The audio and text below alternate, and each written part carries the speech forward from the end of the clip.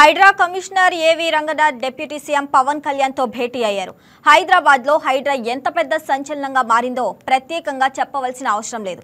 ఒక స్థలం, ఫ్లాట్ లేదా భవనం కొనుగోలు చేసే సమయంలో అన్ని పత్రాలు సక్రమంగా ఉన్నా హైడ్రా అప్రూవల్ ఉందా అనే ప్రశ్నను కొనుగోలుదారులు తప్పనిసరిగా అడిగే పరిస్థితులు తెలంగాణలో ఏర్పడాయి. అక్రమ నిర్మాణాలపై హైడ్రా కొరడా రియల్ ఎస్టేట్ వ్యాపారులను బెంబేలెత్తించింది. హైడ్రా అధికారులు బుల్డోజర్లు, జేసీబీలతో అక్రమాలను కూల్చివేశారు. హైదరాబాద్ రియల్ ఎస్టేట్ హైడ్రాకు ముందు, హైడ్రా తర్వాత అన్నట్లుగా ఉంది.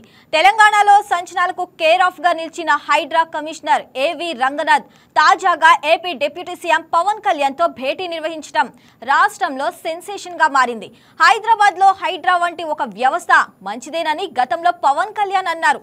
ఏపీలో హైడ్రా వంటి వ్యవస్థ ఏం చేయాలనే దానిపై చర్చిస్తామని కూడా పవన్ అప్పట్లో అన్నారు. దీంతో తెలంగాణ రాజకీయాలను ప్రభావితం చేసిన హైడ్రా ఏపీలో ఎలాంటి ప్రకంపనలు సృష్టించనుందోనని రాజకీయ వర్గాల్లో సైతం ఆసక్తి ఏర్పడింది.